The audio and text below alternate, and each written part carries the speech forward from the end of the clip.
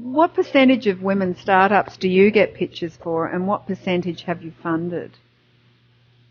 I don't know the exact percentage because I don't track it, but my guess is it's probably in the 5 to 10% range.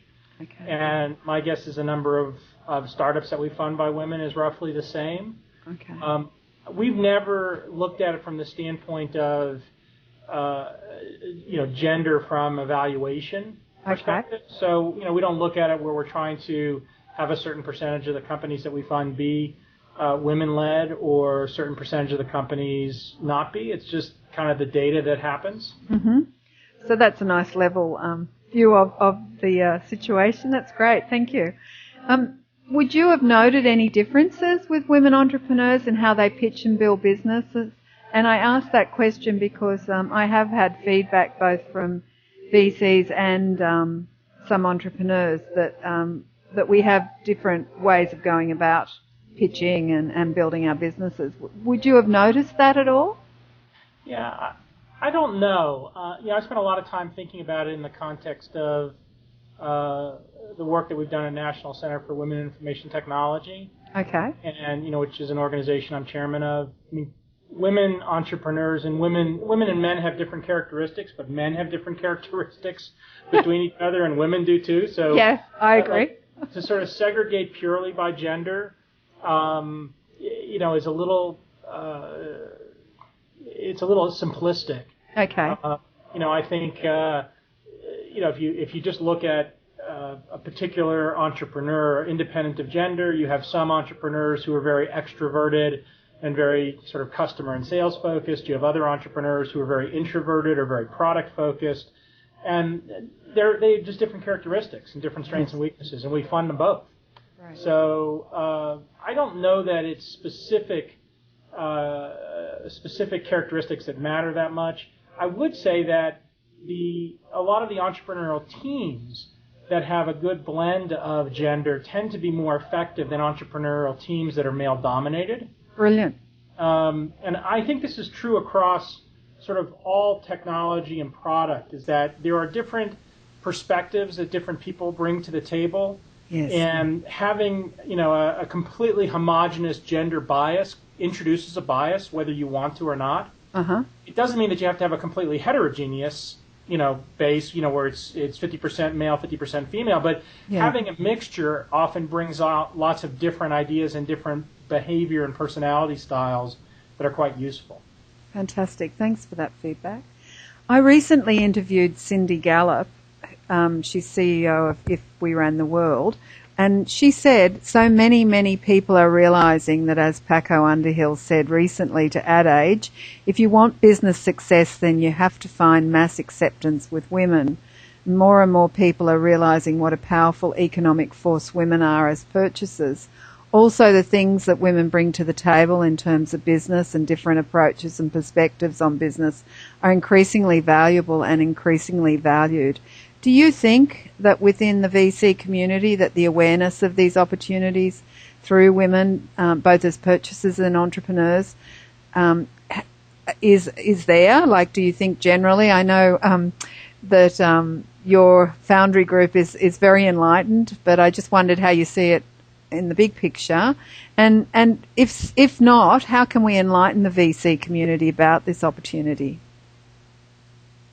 I don't have a good answer to that from a generalized perspective. I think that one of the things I've really struggled with in the context of the research we've done at NCWIT is that an awful lot of assertions around women in technology and women in computer science or entrepreneurial women are anecdotal generalizations rather than data-driven conclusions. Great. And I actually think in any socio-economic, gender, functional dynamic, if you're building off of pure anecdotes, you get into some trouble. And I think that the anecdotes that you build on top of other anecdotes just reinforce the bad ones. Yes. This is one of those places which is, I think that most I would say reasonably well-educated and somewhat enlightened humans, recognize that, gender bias is not a productive thing. Yes, yeah. and that women, for example, in business and in the economy and in the world, have equal stature and equal impact as men do. Right. Whether or not that there's an actual understanding of that put into practice by the venture capital community, I have no idea how to respond to that as a generalization.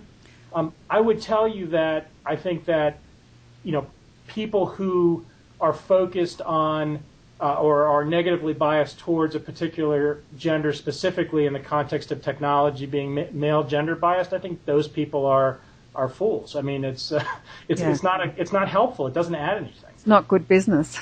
It's dumb. Yeah. Thanks. That's a really positive framework that you've offered there. Thank you. Cindy also spoke about being an older woman entrepreneur, and I ticked that box myself.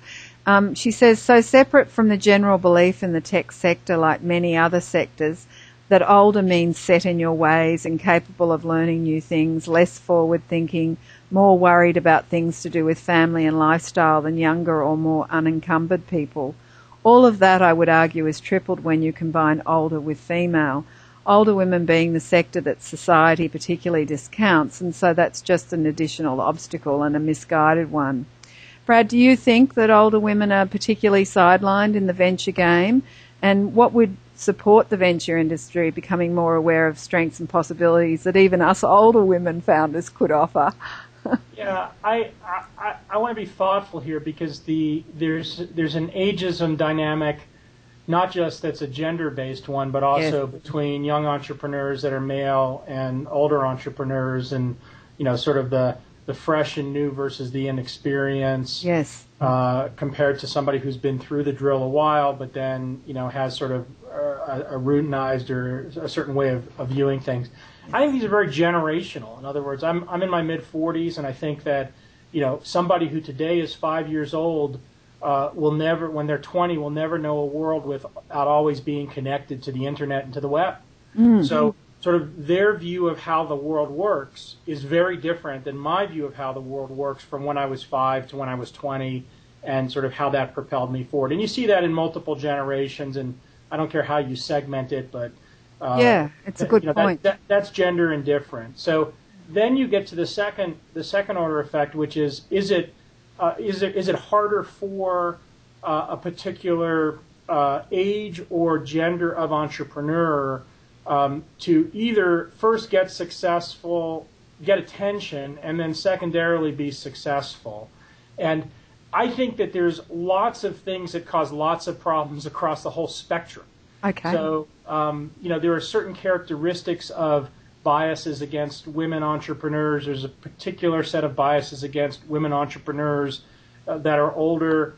But then there are plenty of examples of very successful women entrepreneurs at all ages. Yeah. So, I think what I've kind of cycled back to, and I use this as an example quite often, is I challenge people, especially in the software industry, to have more visible female heroes that are successful female entrepreneurs. And the more visible those female entrepreneurs are, the more new entrepreneurs of any age, whether they're younger or older, will have role models to be able to follow after.